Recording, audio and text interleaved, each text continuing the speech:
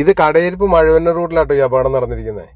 അതായത് റോഡിൻ്റെ വളവ് എപ്പോഴും ഒരു 50 മീറ്റർ കഴിയുമ്പോൾ ഓരോരോ ചെറിയ ചെറിയ വളവുകളുണ്ട്. അവിടെ ഓവർടേക്ക് ചെയ്യാനൊക്കെ ശ്രമിക്കുമ്പോൾ ഉണ്ടാകുന്ന ഒരു അപകടം.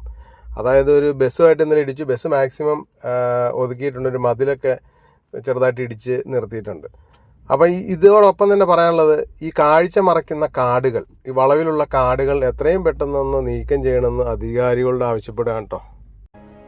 എപ്പോൾ നടന്ന അപകടമാണ്? ഇവിടെ അപകടം ഉണ്ടാവാനുള്ള സാധ്യതകളെന്ന് പറയും. ഇത് നടന്നത് 2 ദിവസം മുമ്പാണ്.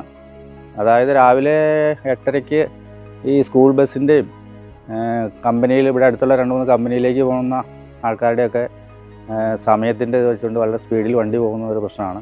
പിന്നെ മെയിനായിട്ടുള്ള പ്രശ്നം എന്ന് പറഞ്ഞാൽ റോഡ് നന്നായി, BMBC തലത്തിൽ റോഡുണ്ടാക്കി, പക്ഷെ അതിനനുസരിച്ചുള്ള വീതിയില്ല. 2 വലിയ വണ്ടി പോകാനുള്ള വീതി റോഡിലില്ല.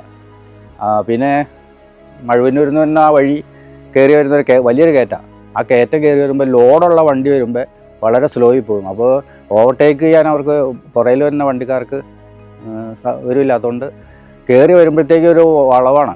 അപ്പോൾ ആ വളവ് ഓവർടേക്ക് ചെയ്ത് വരുമ്പോൾ ഇവിടെ നിന്ന് എതിർ സൈഡിൽ നിന്ന് വരുന്ന വണ്ടിയാണെങ്കിൽ കൊടും വളവ് കാരണം അപ്പുറത്തൊന്നും ഒരു കയറി വരാൻ പറ്റില്ല. അപ്പോൾ ഇവിടെ ഒരു കുറച്ചട ഒരു 10-200 മീറ്റർ സ്ട്രെയിറ്റ് റോഡാണ്. അപ്പോൾ ഇവിടെ ഓവർടേക്കിങ്ങിന് വളരെ ഒരു ടെൻഡൻസി കൂടും ആൾക്കാർ, ഡ്രൈവേഴ്സിന്. അപ്പോൾ അവിടെ വരുമ്പോൾ അപ്പുറത്തേക്കും ചെല്ലുമ്പോഴത്തേക്കും ഒരു കൊടും വളവായി.